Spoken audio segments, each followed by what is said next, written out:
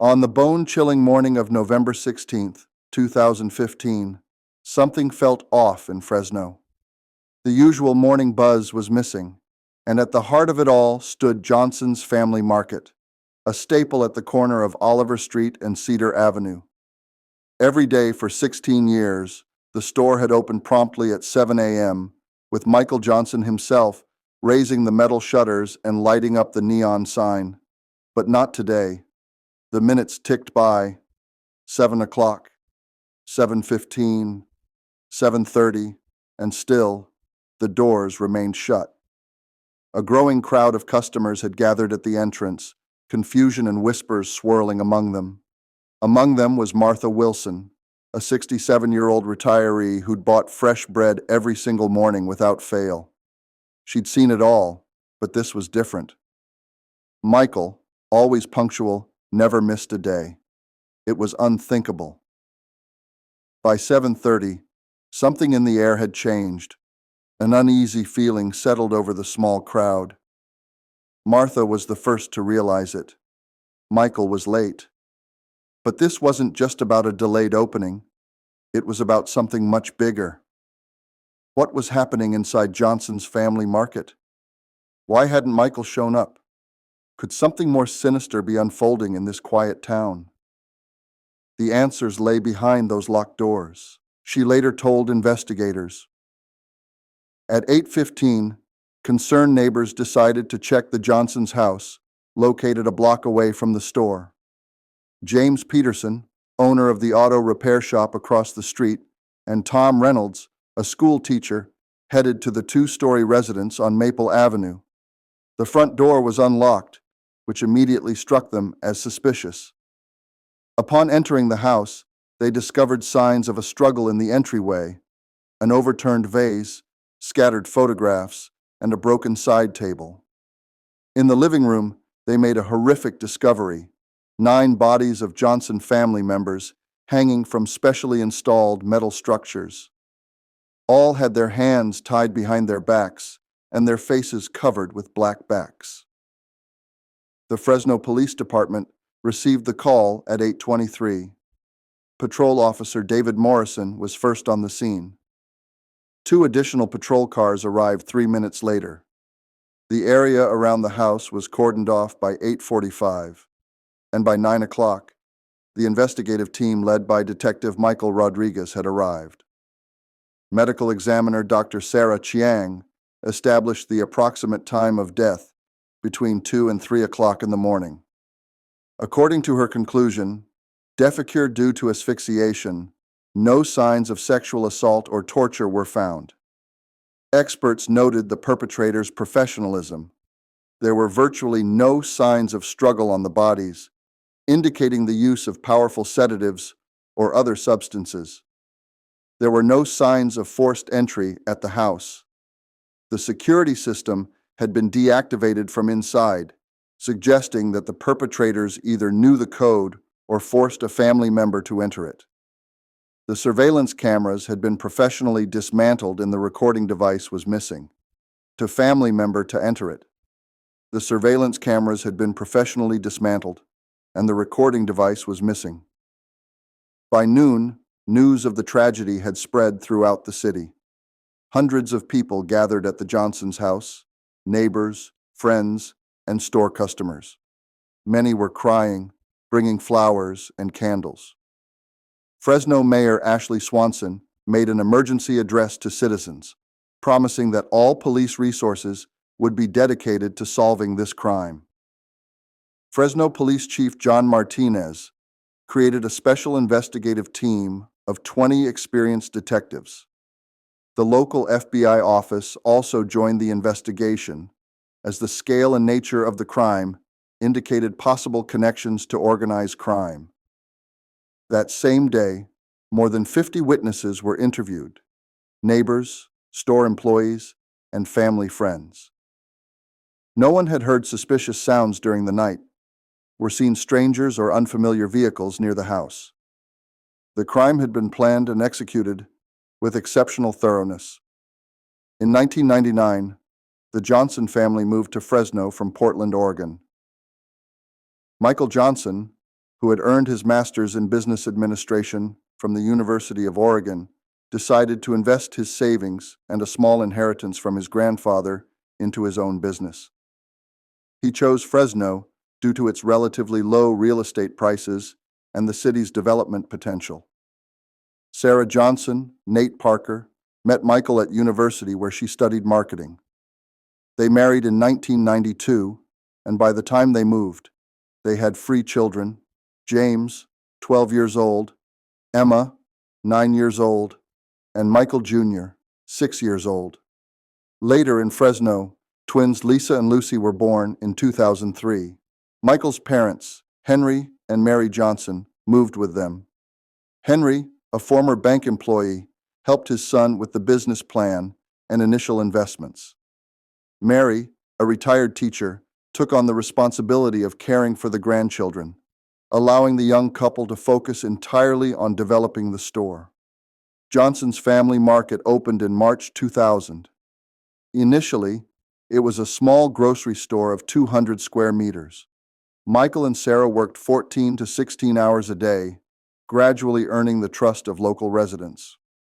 They focused on quality products, fair prices, and a personal approach to each customer. By 2005, the store had expanded into a supermarket of 800 square meters. They opened apartments for fresh-baked goods, organic products, and ready-made meals.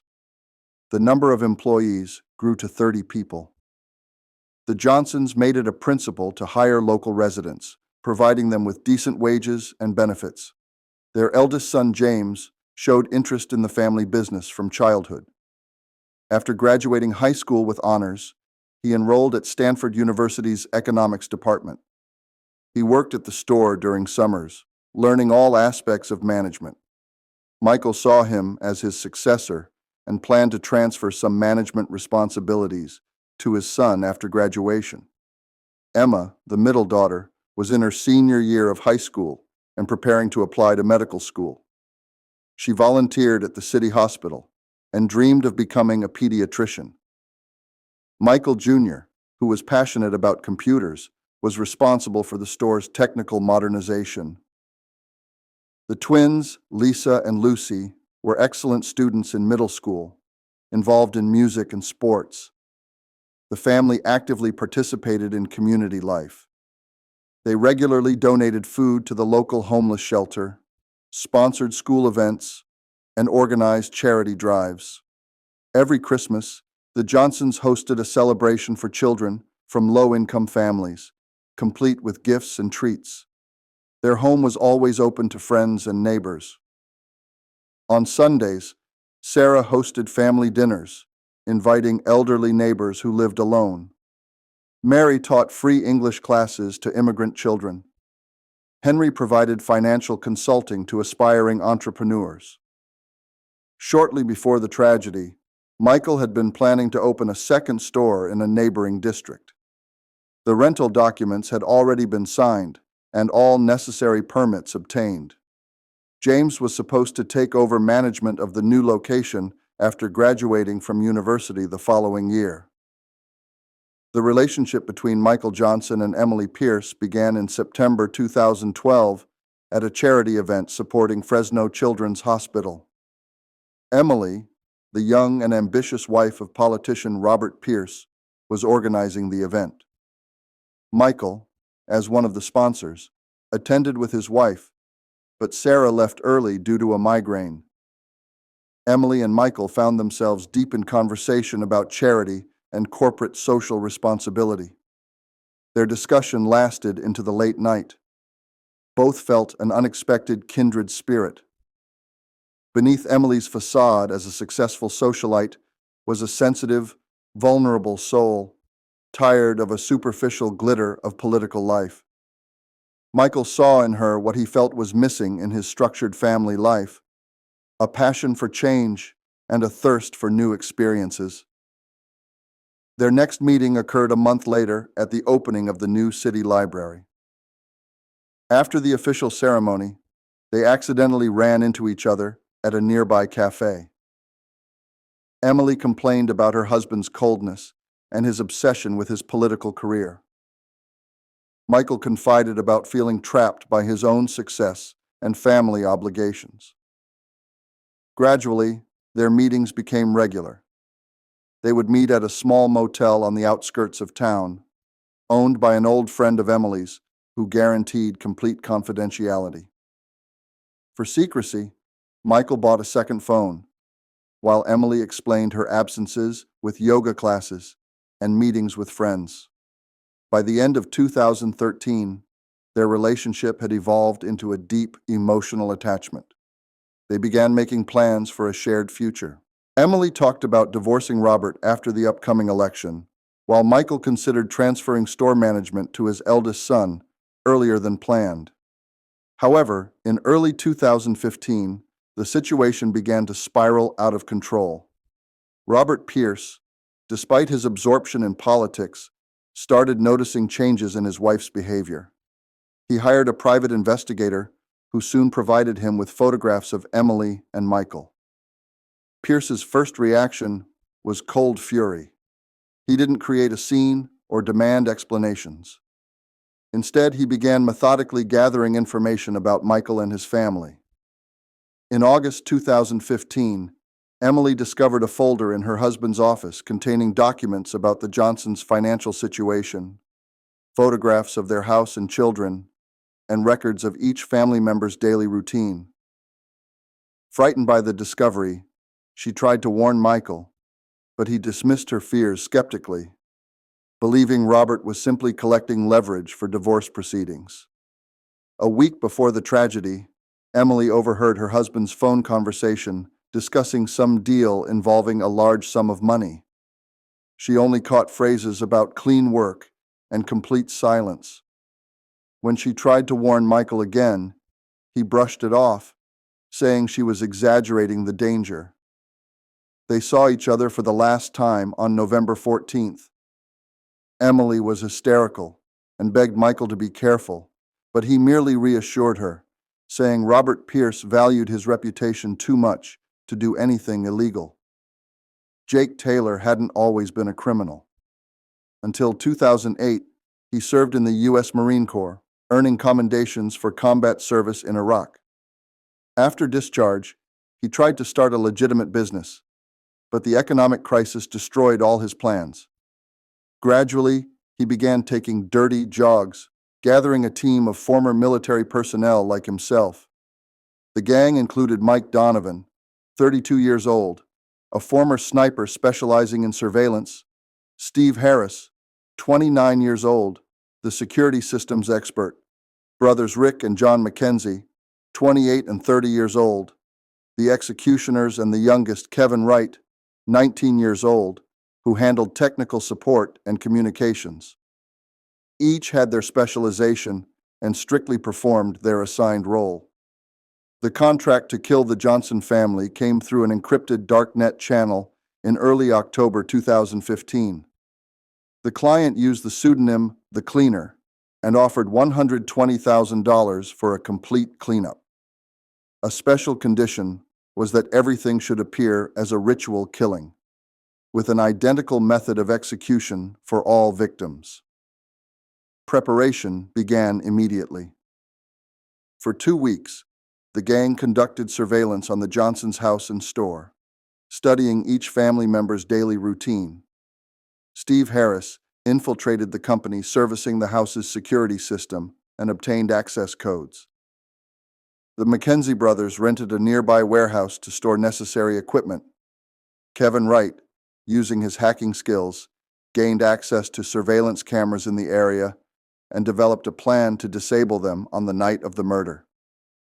He also monitored the family's phone conversations to ensure no unexpected departures or late returns would disrupt their plans. Mike Donovan developed the house infiltration scheme and escape routes. He suggested using a special gas based on sevoflurane, an anesthetic that quickly induces deep sleep without side effects. This would avoid noise and signs of struggle. The day of the murder wasn't chosen randomly. The Johnsons had scheduled a large delivery of goods for Monday morning, so lack of activity at the store wouldn't raise suspicions in the first hours. Additionally, strong winds were forecast for that night, which could mask any unusual sounds. The team arrived at the Johnsons' house at 1:30 in the morning in two minivans with fake license plates. Steve Harris disabled the security system, while Kevin Wright blocked mobile signals within a block's radius. The Mackenzie brothers installed special dampeners on the windows to prevent the gas from dissipating too quickly. By 2:15, all family members were unconscious. Taylor personally supervised the installation of metal structures and positioning of bodies. The entire operation took less than an hour. By 3:20, the gang had left the crime scene, meticulously destroying all traces of their presence. After the murder, the group split up. The Mackenzie brothers headed to Mexico, Karras flew to Canada, and Donovan went underground in Seattle. Taylor and Wright stayed in Chicago, waiting for final payment. It was Wright's inexperience and carelessness online that eventually led police to their trail. The first 2 weeks of investigation yielded no significant results. Investigators interviewed more than 200 witnesses, checked all surveillance cameras in the area, studied the Johnson family's financial documents, but found no obvious leads. The perpetrator's professionalism made police work particularly challenging. The breakthrough in the investigation came by chance. On December 3, 2015, a technical support employee at a Chicago internet service provider discovered suspicious activity while checking network traffic. An unknown user was attempting to access an encrypted communication channel using a specific protocol characteristic of the darknet. The FBI, which had joined the investigation, traced the IP address to a small motel on the outskirts of Chicago. When checking guests, they discovered that one of the rooms was occupied by a young man matching Kevin Wright's age and appearance, though registered under a different name. After establishing surveillance on the motel, agents noticed that Wright was regularly visited by a middle-aged man, later identified as Jake Taylor. Investigation of their contacts led investigators to the other group members. By December 20th, the identities of all gang members had been established. The operation to arrest the criminals was conducted simultaneously in several cities. The Mackenzie brothers were arrested in Tijuana, with assistance from Mexican police. Steve Harris was apprehended in Vancouver as he attempted to board a flight to Australia. Mike Donovan was detained in Seattle while withdrawing money from an ATM. Wright and Taylor were the first to be arrested in Chicago. During the arrest, Wright attempted to destroy a laptop containing crucial data, but FBI specialists managed to recover most of the information. The computer contained detailed murder plans, photographs of the Johnson family, and correspondence with the client. Kevin Wright, under investigative pressure and realizing the gravity of his situation, was the first to cooperate. He provided detailed information about the preparation and execution of the contract, including the method of communication with the mysterious cleaner. According to him, all instructions came through an encrypted channel and payment was made in cryptocurrency. FBI technical experts, analyzing data from Wright's computer, discovered that the client's IP address was masked through a complex system of proxy servers leading to a computer in Robert Pierce's campaign office. However, proving that Pierce himself used this computer to communicate with the killers proved impossible.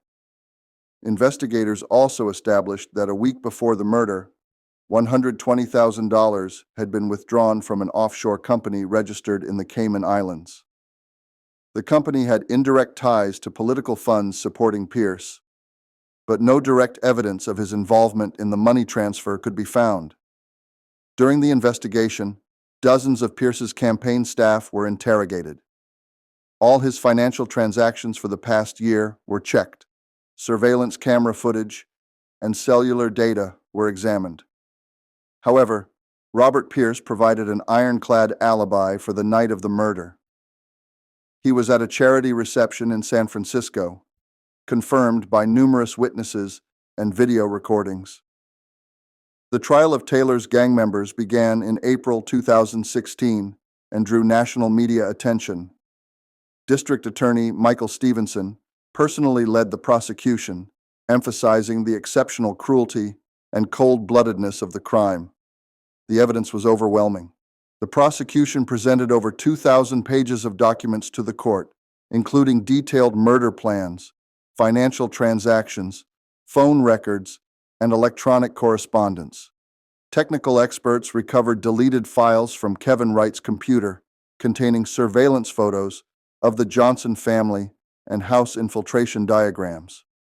Kevin Wright, who had struck a plea deal, became the prosecution's key witness. He testified for 3 days, providing detailed descriptions of each group member's role. His testimony was corroborated by technical surveillance materials and surveillance camera footage recovered by FBI specialists. Jake Taylor, unlike Wright, refused to cooperate with investigators. He remained silent throughout the trial, answering only formal questions. His attorney attempted to build a defense on the lack of direct evidence placing Taylor at the crime scene, but cell phone geolocation records and testimony from other gang members refuted this version. The McKenzie brothers initially denied their guilt, but after being presented with evidence of their involvement in purchasing murder equipment, they also agreed to plea deals. Their testimony helped reconstruct the complete picture of that night's events, including details about the anesthetic use and execution apparatus set up.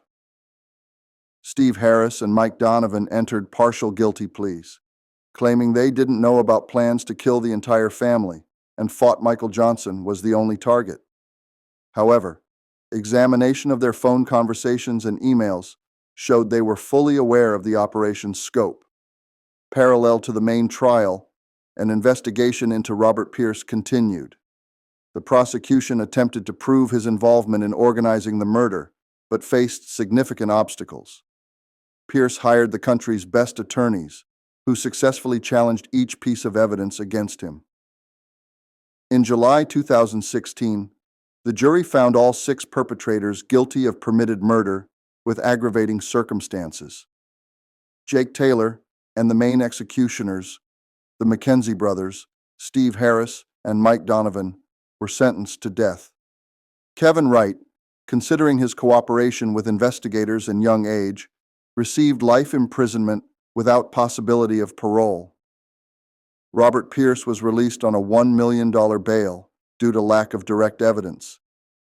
His lawyers successfully argued that all evidence against him was circumstantial.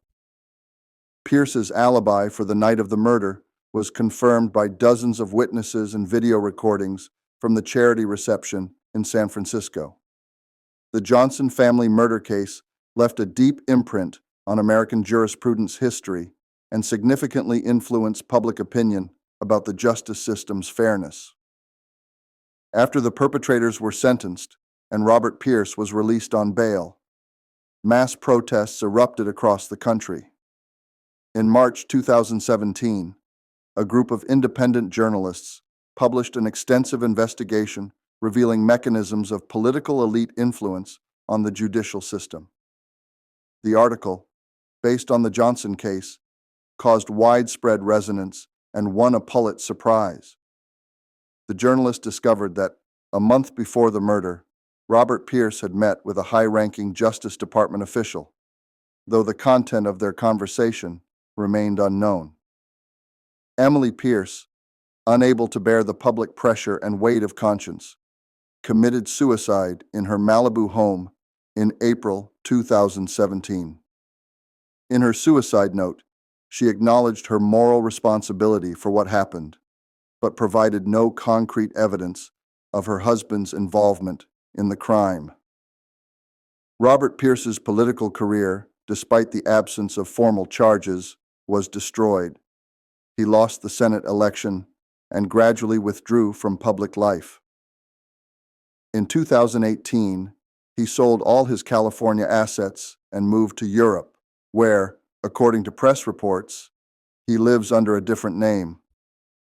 The Johnson supermarket building was purchased by city authorities and transformed into the Johnson Family Community Center. It hosts charitable events, offers free courses for children from low-income families, and operates a support program for startup entrepreneurs. James Johnson, the only surviving family member who was at Stanford's student campus the night of the murder, established a charitable foundation in his family's memory. The foundation supports violence victims and their families and funds programs to combat law enforcement corruption. In 2019, HBO released a documentary series, 9 Lives, about the Johnson family tragedy. The filmmakers conducted their own investigation and uncovered new details suggesting the existence of a broader conspiracy, though these materials never received official confirmation. In the justice system, the Johnson case led to serious reforms. A law was passed strengthening penalties for contract killings and introducing special investigative procedures for crimes potentially involving political figures. Witness protection mechanisms were also strengthened. Evidence requirements in organized crime cases were made more stringent. Kevin Wright, serving his life sentence, wrote a memoir detailing his path to crime and subsequent remorse. All proceeds from the book go to a victim support fund. In his interviews, he repeatedly stated he was ready to provide new evidence against the real organizers of the murder, but his claims remain unverified. The Johnson house on Maple Avenue remains empty. Local residents have turned it into an unofficial memorial, bringing flowers and candles on the tragedy's anniversary. The Fresno City Council has proposed demolishing the building several times, but consistently faced public resistance from those who believe the house should remain as a reminder.